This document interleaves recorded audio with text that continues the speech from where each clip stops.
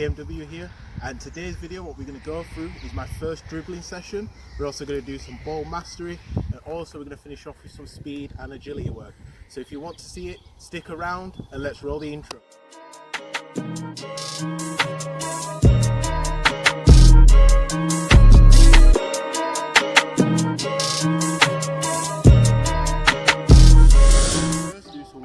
So I've done my warm-up, so I've got heart rate up nice and high, I've done some mobility, some stretching, and then before every session what I'm doing now, just to get used to the ball once again, is ball mastery sessions.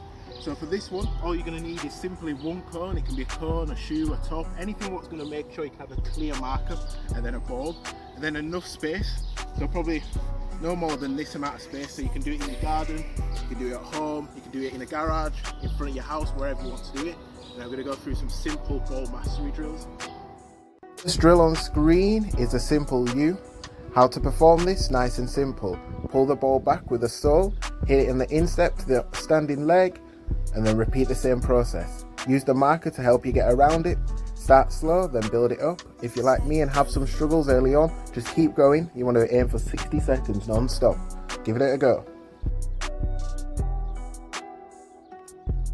So the second one has many names. I call it inside taps, but it's been called bell taps, quick feet, whatever you want to call it. But simply, you're passing the ball from one foot to the other using the inside of the step. Try and get it on the outside of the cone as much as you can. Start slow as I said before, then build it up. When you feel confident, lift your head up and keep going. If the ball runs away from you, just get it back and keep on going. 60 seconds, just like the last one.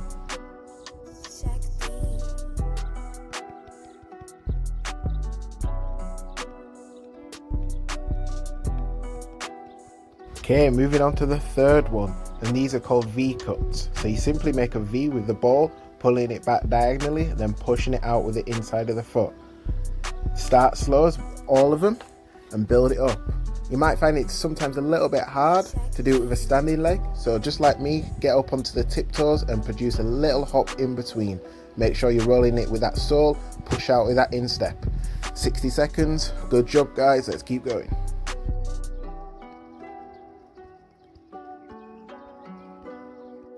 All sessions I like to also include a little bit of keepy uppies, so I look to have 100 in total. Alternate feet left and right. As I'm still working on them, sometimes they can be broken up, but if you can do 100 continuous, that'd be perfect. If not, just try to get 100. If you sometimes find it a little bit hard, just keep going and keep going. Maybe lower the number to 75, but give it your best shot and let's keep going.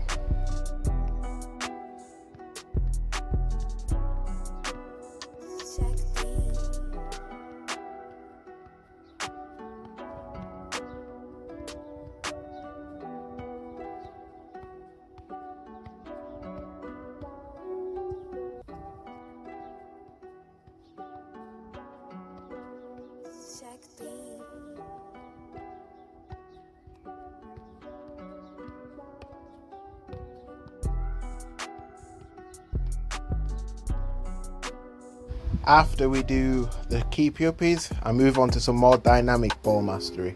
So what you're seeing on here is we're running up to the cone, moving the ball with one leg inside and out, then we're just switching it up, make sure we go around the cone and back in. So as you can see, we're going inside with one foot, outside again with the same foot. Make sure we're working on his right foot, then his left foot. You can see I'm starting off a little bit slow, get the touches on the ball, just get used to it, and then going from the other foot. When I go around the cone, you just want to make sure that you keep the ball as close as you can. If you mess up like I did then, don't worry about it, just keep going and just get as many reps as you can. It's better to mess up so you know where to improve rather than going super slow and just making sure I'm being really cautious. So make sure you give it a go, it's okay if it goes wrong. Second dynamic work is using the inside of the feet going in between both cones. This time you can use your left and right. You're going to make sure the ball goes all the way through the cone. If you mess up, keep on going.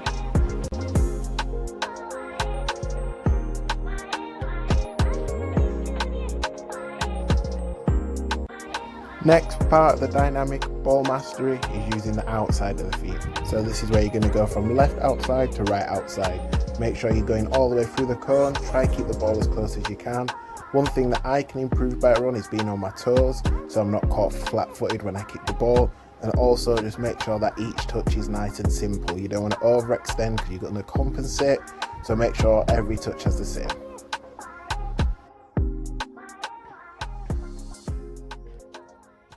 This drill here, we're going to be doing some change of pace and some close control. Okay, so what we're going to do, we're going to start on this cone here. We're going to go on the outside of the diamond up to this top cone here.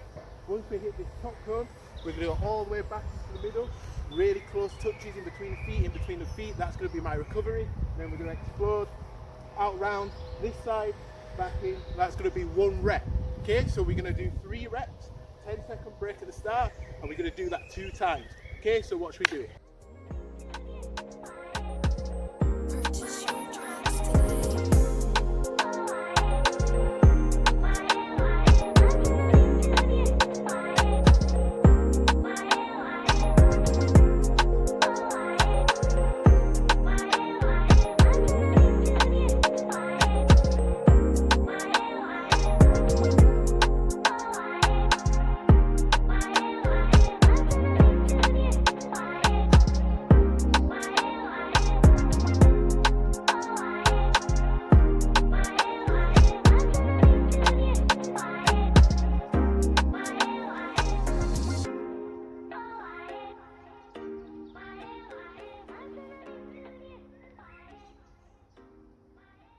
So the second set, what we're going to do different this time, instead of the close touches inside the feet, we're going to go outside. So we're going to go outside, outside, outside, slowly down, and then the change the pace.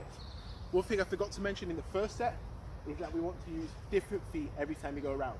So on the right hand side, use the right foot. On this side, left foot. Okay, that's all.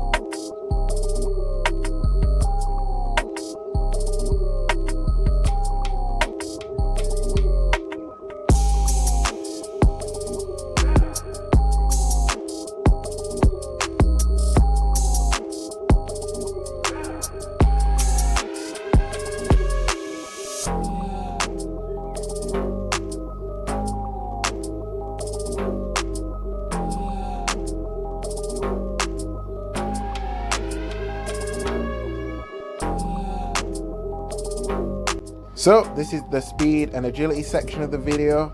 In here I'm going to show you a handful of drills which you can do on the park, on the pitch, anywhere you can have some space, which you're going to work on acceleration, quick feet, lateral movement, turn of direction. You're going to get everything you need for a football game.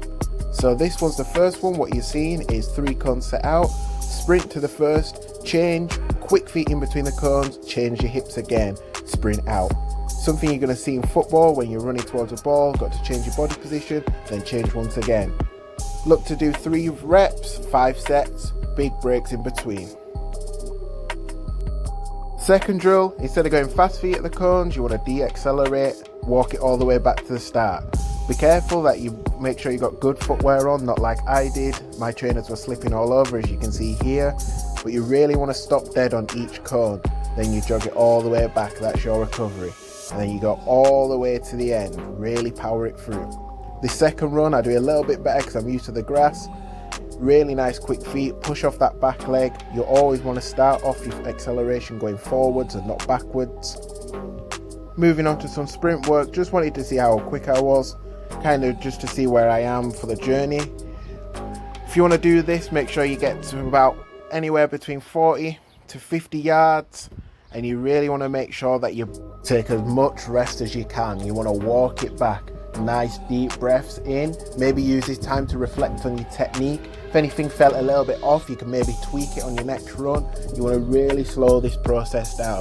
This is a good time to get all your energy back because you're going to need it, because this is very explosive training.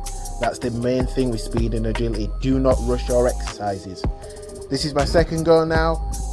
Felt like I kept my head down a little bit lower on this one, knees up a little bit more. So guys, that's the end of today's video. As you can see, I'm knackered. It's a really good one to try out. So like I say, keep following me on my journey. I'm gonna get videos like this all the time. I'm gonna go head over back to me in the house and we're gonna recap this video. Hello. Yo guys, so I'm back. I've had a chance to recover, get some food in me. I just want to go over the session today. So the session today was about dribbling, first touch, and also some speed and agility work. I nailed that. I think I did really well. One thing that I do want to talk about is the fact that I've got no boots. So what I found were really difficult compared to being in the back garden on the pitch. There's so many bumps on the grass because obviously nothing's getting cut at the moment because of the whole coronavirus stuff. So it's really long and bumpy. So when I was dribbling the ball with my traders, I couldn't really get no traction. So that's one thing I'm definitely going to invest in. Like I say, I need to get some boots. It's been that long, I'll probably find some somewhere. And same again, just that transition from back garden where the grass has been cut and it's nice and short to that longer grass, it was actually quite difficult. And I kind of forgot what it was like to play on like really weird pitches. But if anything, it really helped and made me adapt a little bit more. So I think sooner I get some new boots, it's going to be so much better, because dribbling in these shoes I've got at the moment, dribbling in these Nikes I've got at the moment can be really strange. So that's definitely one thing I can't wait to improve. Second thing, thought the speed and agility looked okay. It were really basic drills, some really simple drills, because I was pretty dead by the end of the dribbling session, because like I say, I still need to improve that fitness, but these drills are really helping. Like I say, still some really good, really active work you can do, and like I say, it's so simple. Speed and agility, I showed you two variations. So one, what you can do in a back garden, doesn't need so much space. The cones, quick feet in and out of the cones, stopping dead, reversing, backtracking, just going again, which is very game realistic. And then at the end, I just wanted to see how fast I was, so I did some longer sprint work. That can easily be done if you can get yourself to the field or whatever. It's not something that you need to be doing a lot, I just really wanted to test where I am. That's the end of today's video. I really hope you're enjoying the series so far. Comment below what I need to work on, or any tips you guys have, because like I say, I'm open for all tips, all workouts. The more workouts I get, the better. Don't forget to like, share and subscribe. Turn that bell notification on. Also, I found out that over 80% of you guys are not subscribed who are watching these videos, so help me out. It's only one click, it means nothing. Click that, it means a lot to me. Other than that guys, I'll see you on the next one.